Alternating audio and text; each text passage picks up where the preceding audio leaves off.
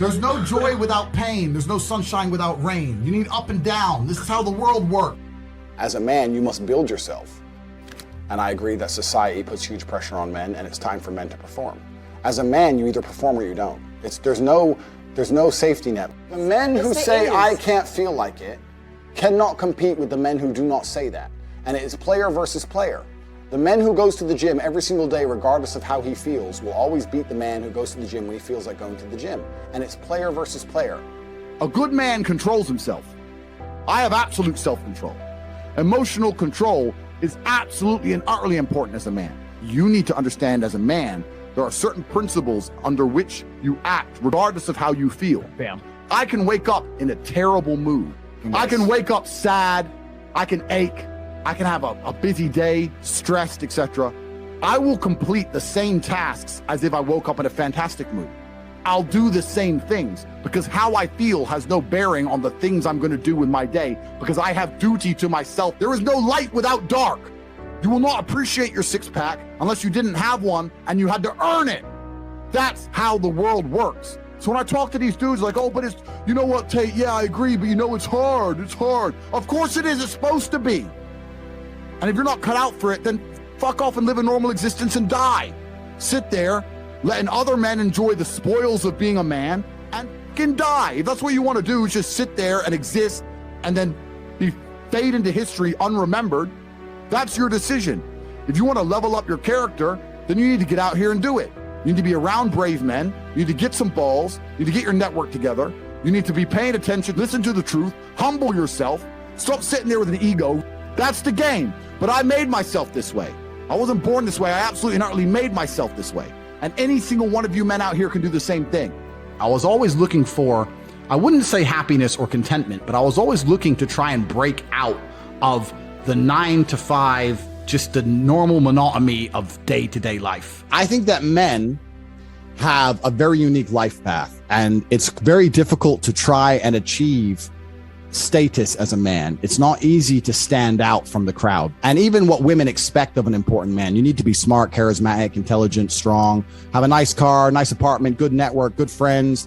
You need to be able to handle stress. You need to be competent. There's so many things you need to be able to do. It's difficult for a young man to even have all these things. You need to start leveling up your mentality, your spirituality. You need to level up your ability, physicality. There's so many different ways you can level up, like a video game character, right? Once you have all the unlimited money, you can then start ticking all the stack boxes. Knowledge. When guys say to me, okay, well, how do I make women respect me? Well, I say, well, how do you respect yourself? That's the first thing. No one's gonna respect you if you don't respect yourself. Do other men respect you? Like, how do you act in a way that commands respect from anybody? I say, look, if you focus on yourself and make yourself being who you are and being a high value male, women will detect it and it won't be so difficult for you.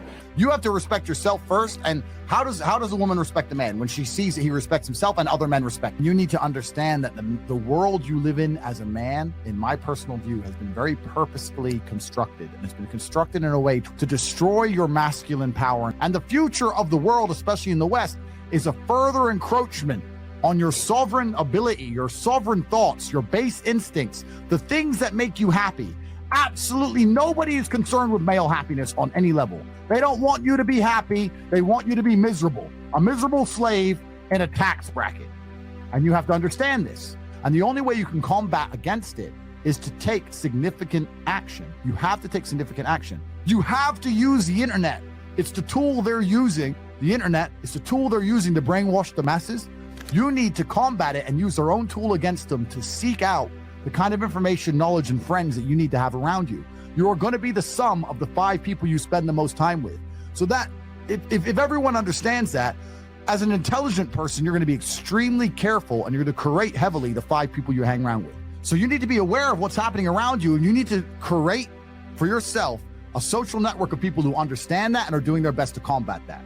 That is the most basic imperative of the masculine frame, which has been destroyed in real time. They are trying to convince you that you should act how you feel.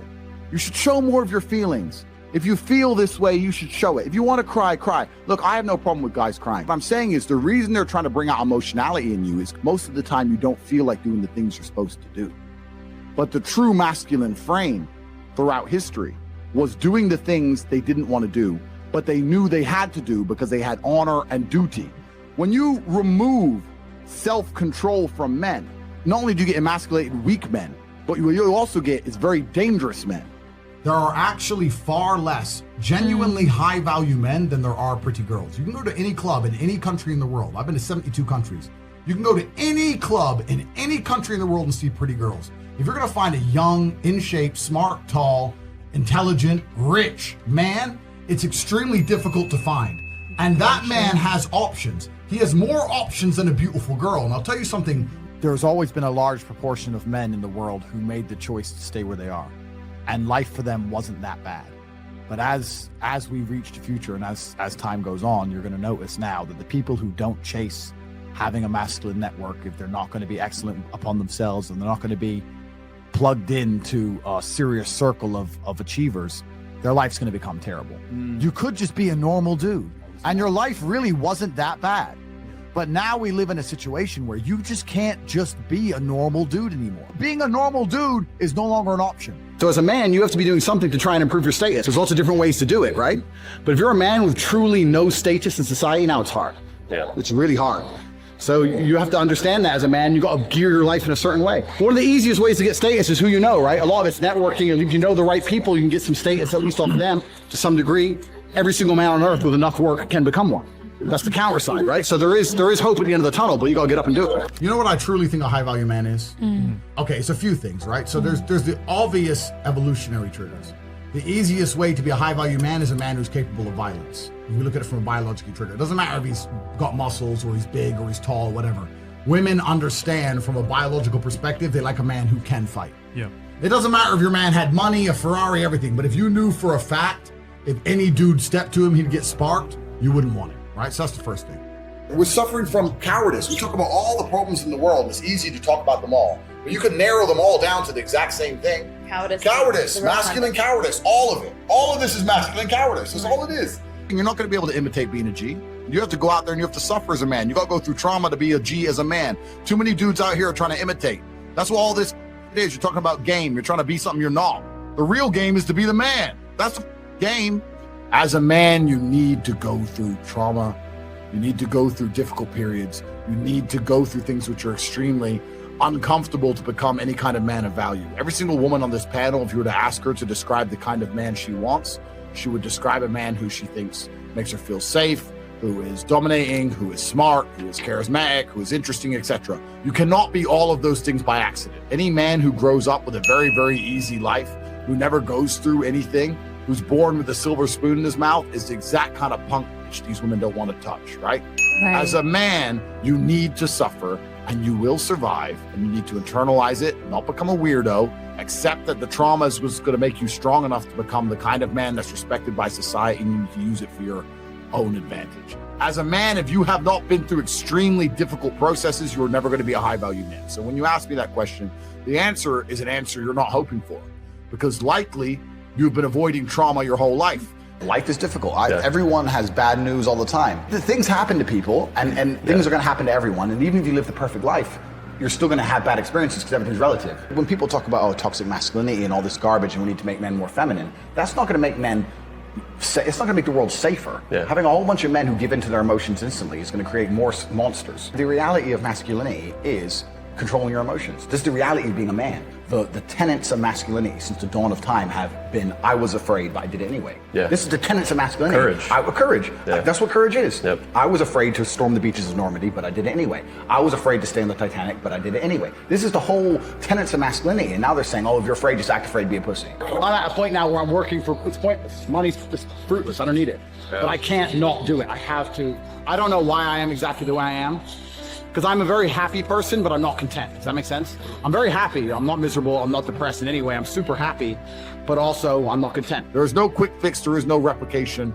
There's no way you can falsify on a long enough timeline. So the answer is, if you want to be a man of distinction, you need to go and suffer. That's your answer. One of the only things in this world you can control is your state of mind. You can't control the weather. You can't control other people. You can't even control your health. One of the very few things in the world you have genuine control over is your state of mind. You decide if you're a disciplined person. You decide if you're a happy person. You decide if you're a depressed person. These are things that in real time you can affect in your brain. This is all you can control on Earth. If you can't control that, then you're just a feather in the wind. And life's going to blow you around, and you might land somewhere good, you might land you don't. Nobody knows. I was a 4-time kickboxing world champion. For 12 years, I trained 5 hours a day, 6 days a week. And I was motivated to train probably about 25% of the time. The rest of the time I went because I am disciplined.